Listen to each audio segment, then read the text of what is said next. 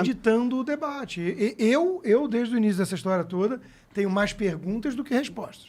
Não sou especialista na área, sou economista de formação, mas a obrigação do jornalista é fazer pergunta, e não estão deixando. Pois é. O Lacombe veio aí. É. E ele fez algumas perguntas, mas ele também falou sobre alguns estudos que aparentemente não eram verídicos ou tinham sido refutados. Sim. E a gente levou um ban de uma semana no canal do YouTube de cortes nosso, sem poder postar lá, entendeu? Então é uma semana sem poder postar cortes, pra gente é impactante. É claro que é, para todo mundo, né? Sim. Eu conheço muita gente que já tomou strike, já perdeu o canal, perdeu monetização, e isso é uma forma de censura, né? Uma forma de você, de alguma maneira, podar o debate. Total. Aqui o ambiente já começa a ficar não menos livre, mas com uma atenção justamente por isso. É. Eu estou com uma atenção em conversar com Exato. vocês sobre vacinas, porque eu sei Exato. que você é um cara... Isso gera uma aula. Não, pior é que, assim, vamos até deixar muito claro, eu não sou anti. Assim, não sou. Fala, eu gosto de vacina. Eu tomei vacina. Você e eu tomou divulguei, tomei. E você acha Tomei da hora a Pfizer. vacina? Não sei. Só não... O conceito de vacina, você acha da hora? não, claro. Claro, meus filhos são tudo vacinados. Tá claro. certo. Mas Porra! você sabe que tem um movimento Foi grande longe nos essa. Estados Unidos, meio contrário a isso, porque na antivax. década que eu nasci, de 70, houve alguns problemas ali com algumas vacinas e aí gerou uma resistência. Mas via de regra, é claro que salva a vida. Mas o ponto é esse, né? O ponto é que você vai podando o debate e nesse clima que você estava falando, Monark, a turma se autocensura antes. É. Exato. E aí o debate já perdeu. É Exato. verdade. Mas o que tu pensa sobre... Porque assim, quem tá privando esse debate são empresas privadas. Então a gente fica mais fudido porque vamos reclamar com a empresa, mas Tem um dilema aí. a gente quer que a empresa faça o que a empresa faz mesmo, que é qualquer coisa que ele quiser. E porra, o cara tá meio que me privando. Eu tô fudido, tô puto. Mas ele não pode a empresa não pode fazer o que quiser. Existe o direito do Não, consumidor. claro. Eu vou até além. Isso é uma parte da resposta. A outra parte é o seguinte: essas empresas, elas cresceram como plataformas neutras, né? Praças públicas, teoricamente, e elas estão agindo como editoras, como publishers. Elas estão cortando o conteúdo porque elas não gostam. O critério é subjetivo. Aí é outro tipo de regulação. Agora, veja por que não pode fazer tudo, mesmo um libertário entende isso, né? Você tem um restaurante, você, teoricamente, por atender o público, você não pode colocar uma placa lá e falar assim, aqui não pode entrar gente que eu acho feia. Né? Aqui não entra negro, aqui não entra gay. Você não pode fazer isso. Ainda bem que não pode. Eu acho que tem que ter algum tipo de limite.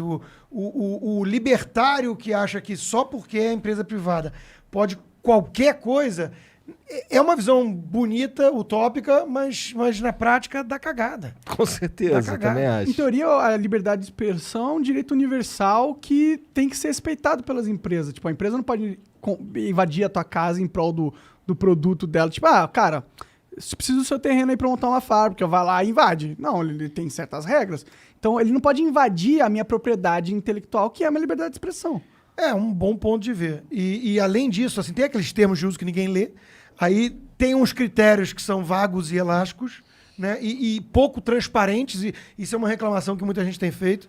Né? Pô, tá bom, eu vou jogar de acordo com as regras do jogo que você está definindo aí. Mas pelo menos deixa eu entender direito as regras. Hoje isso não está acontecendo. Hoje você é banido, você é suspenso, você é desmonetizado sem entender muito bem de onde veio o troço. Então isso é mais desleal ainda, né? E infelizmente, eu não sei, você vai concordar comigo com certeza, não sei o Igor, mas eu acho que existe um viés dessa censura que é um viés que olha para os casos do radicalismo na direita mais do que olha os casos de radicalismo na esquerda. Igor, não concorda com isso? Não sei, preciso pensar um pouco, cara. Preciso então estudar pra ver. Então deixa eu te dar um exemplo para ilustrar o que o Monark falou. O Donald Trump foi banido do Twitter e do Facebook e tudo mais. O cara era presidente dos Estados Unidos, foi banido. O Nicolás Maduro continua com a rede dele. O porta-voz do Talibã tem a rede dele ativa. Então, assim, existe um viés, existe uma perseguição. Mas que tipo de ideia os caras propagam lá? Porra, as mais radicais. Coisas bizarríssimas? Bizarríssimas. Bom, aí é foda. Puxa aí o Twitter do Talibã, vamos ver o que os caras estão falando, mano. Eu já acho que tinha que ter o Talibã no Twitter. Não, tipo, eu não acho Mas que também tinha que ter o Trump. Também acho. Acho que todo mundo... Acho que o Twitter não tinha o direito de... Pelo tamanho que ele se tornou, o Twitter, o YouTube, o Facebook, por ser uma praça pública... Você hoje está eliminado... É, uma praça pública. Você está eliminado da vida social se você não tiver rede social hoje. Você é um pária. E aí tem um argumento que um liberal poderia usar, que é assim, mas o mercado vai criar uma outra alternativa. É até verdade. Só que qual é o problema disso? Quando tentaram criar aquele Parler, não sei como é que fala, o grupinho que é um oligopólio se uniu e destruiu os caras. Destruiu. Ou eles vão lá e compram. Ou e por aí compram. Vai. Então é muito difícil você conseguir, na prática, essa alternativa. Na prática. E outra coisa interessante também pra gente refletir. Telefone, né? Pô, tem lá as operadoras, tem concorrência. Agora, os contatos são meus e tudo mais. É meu, eu construí esse troço, né? No Twitter, eu tenho lá meus 750 mil seguidores. Se o Twitter amanhã resolver, não gosto mais do Constantino, tá fora da minha rede, eu perdi os 750 mil, não são meus. Eu não tenho esses seguidores. Então, isso também, se tivesse o tal do portability, eu tenho o contato deles todos, eu vou para uma outra rede e levo, beleza. Então, assim, tem um monte de nuances nesse debate que não estão colocados na mesa. E eu acho que a gente tem que reconhecer que existe um ambiente, pelo menos, de censura. Eu concordo. Ambiente de censura. Só o fato do Flow ter sido punido por algo que o nosso convidado disse, que pode ou não ser... Vocês estão entrevistando, cara. Ele citou um estudo que foi refutado. Até isso, estão... por que ele tá... Por que isso é motivo de censura, entendeu? Não, e vem cá, se você fosse entrevistar conseguisse uma entrevista com um terrorista ou com um bandido que vai falar um negócio... O cara, você tá na função de entrevistador, porra. Não pode tirar o programa. O jornalismo entrevista gente ruim. Os caras só falam que a gente é jornalista quando interessa. Quando não interessa, a gente não é jornalista, não. Eu passo pela mesma coisa. Eu fui mencionado nesse relatório aí da CPI. O Renan Calheiros me incluiu lá. Como que você foi mencionado? Eu não fui... não teve sugestão para me indiciar. Mas eu tenho até aqui, eu vou ler para vocês, porque é curioso, no mínimo curioso. Porque eu sou chamado de jornalista, pelo menos essa concessão, né? Mas é uma forma meio soviética,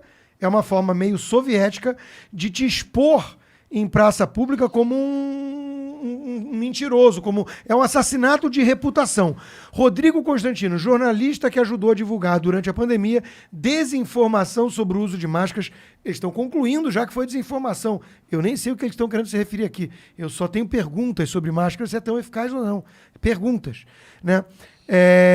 Contestou o isolamento social, afirmou que as medidas ajudaram a propagar a histeria coletiva, distorceu e subestimou o número de mortes, não lembro disso, atuou como um dos principais disseminadores das ideias e declarações de Jair Bolsonaro. Vejam, virou crime você divulgar algumas ideias que você concorda do presidente da República. Virou crime.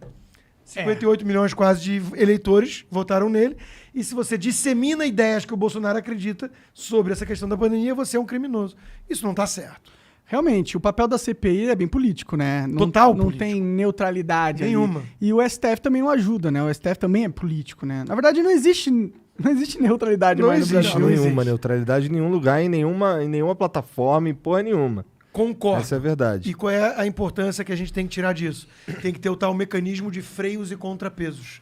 Se concentrar demais o poder, aí o cara pode resolver usá-lo de forma arbitrária, que é o que eu acho que está acontecendo no Supremo de hoje. Eu acho que tem alguns ministros ali que estão abusando de um poder demasiado e que não está tendo o mecanismo de freios. Né? Porque qual é o mecanismo de freio, por exemplo, importante constitucional? É o próprio Senado levar um pedido de impeachment de um ministro desse adiante. Não acontece. Então, hoje nós estamos vivendo um poder muito concentrado em poucas pessoas e não é o presidente da República. Eu tenho críticas ao Bolsonaro, estou cagando para essa porra, mas assim... Não é o presidente da República que está prendendo um jornalista ou prendendo um presidente de partido por crime de opinião. Não é ele que fez isso. O Bolsonaro virou o bode expiatório da nação, né? Tipo, por mais que ele seja um idiota, na minha opinião, e tenha feito muita merda e falado muita merda, ele também não é o Satanás. Não é o caos. Não, tipo, o Bolsonaro podia morrer amanhã que o Brasil ia continuar um lixo. Cara, isso pra mim é fundamental o que você disse agora, porque a gente pode concordar daí. Eu acho o Bolsonaro tosco em vários aspectos. Eu acho que ele não é que ele pisa em casca de banana, ele atravessa a rua pra pisar na casca de banana, né? Ele faz muita merda, fala muita merda. Tem um clima combativo demais, que às vezes o país cansa, que a gente precisa de um pouco de paz. Dito isso, né? Essa crítica é legítima. Então eu acho ele um merda que seja. Beleza, você tem direito de pensar isso. Eu acho que ele tá fazendo um governo terrível. Também tem legitimidade nessa crítica.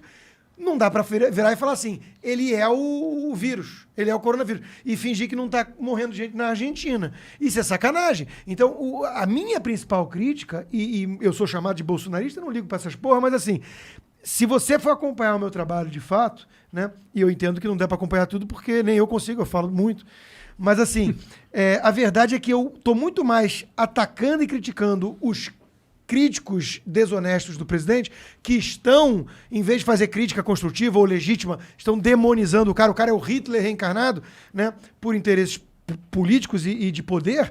Eu estou muito mais atacando eles do que defendendo o Bolsonaro. Se a gente quiser gravar aqui 1 hora falando mal do governo, a gente consegue. Tem muita coisa. Cara, eu sou liberal. Governo é quase sempre uma merda. Quase sempre o Estado está atrapalhando a nossa vida, né? Então não tem mito, não tem esse papo de mito, o cara idolatra o presidente. Isso é uma narrativa que criaram um espantalho para não ter que lidar com meus argumentos. E um dos meus argumentos principais é exatamente esse. Os caras não estão fazendo crítica construtiva, legítima. Não. Eles estão virando e falando assim, caraca, o cara é o fascista que chegou ao poder. Não, menos, para com isso. Pô. Sim, até porque quando você faz esse tipo de comentário, esse tipo de crítica, entre aspas, o que você está fazendo é fortalecendo a base do cara. Então, quando você ataca... Porque nem o lance da vacina lá, que ele falou que não sabia se ia virar jacaré. Os caras levar aquela fala ali a sério... É muito infantil. É foda, é infantil. É muito infantil. É infantil, né? Porque eu brinquei nessa época que eu falei assim, cara, se o Bolsonaro falar que beber água é importante, vai ter uma matéria no dia seguinte, lá no Fantástico, de 8 minutos sobre o cara que bebeu água demais e morreu. Sabe, assim, os caras estão nesse nível já. Para! Pô, vamos ter um papo legal, né? Decente.